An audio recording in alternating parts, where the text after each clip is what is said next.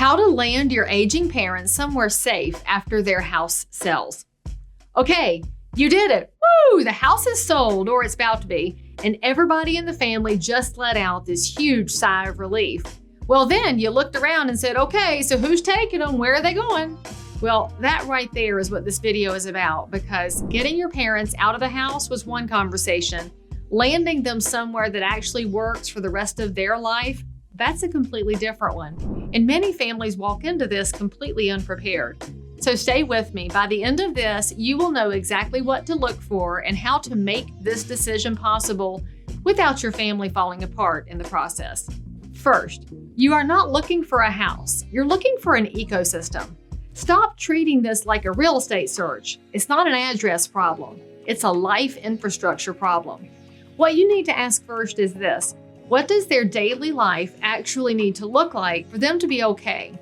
Do they need to be 10 minutes from you or a sibling? Do they need to have people their own age around? Do they need 0 steps and a walk-in shower? Do they need the ability to get more care over time without having to pack up and move again? Because y'all, moving once is hard enough. Moving twice because you didn't think far enough ahead, that's a different kind of painful. So write these answers down and don't compromise on the ones that actually matter. Second, know the full spectrum of options before you commit to one. Most families only think of 2 options: their house or the nursing home. Well, that's like knowing about breakfast and supper with absolutely no idea that dinner exists. There are independent living communities, active adult neighborhoods, step-up care facilities where your parents start independent and move into assisted on the same campus. If you're looking to stay near Charlotte, there are 3 worth knowing about. Taylor Glen in Concord is faith-based, full continue of care, independent cottages through full nursing. Now, it does have a waiting list because the people who know about it get on it early.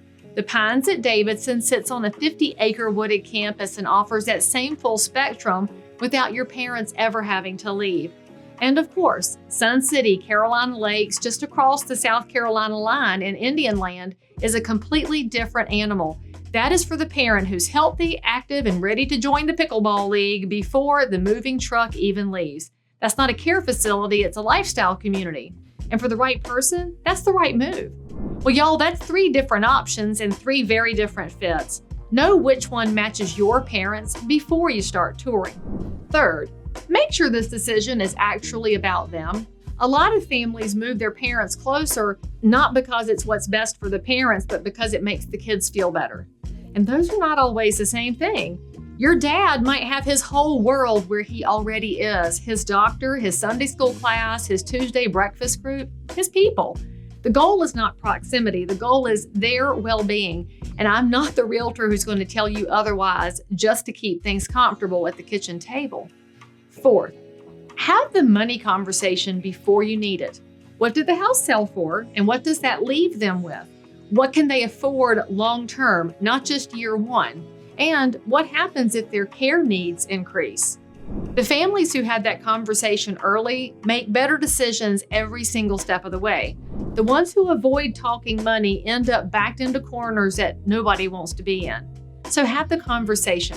And do it before you pick a city and before you tour a single community.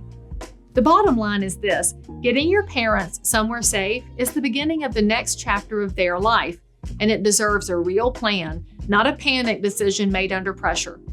I've been doing real estate for 26 years, and I have helped families navigate the sale, the contents, the transition, and the landing.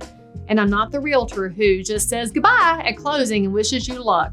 If you're coordinating a move like this, reach out early. That allows us to build a real plan that takes care of the house and the people inside it. Because in real estate, that's the whole job.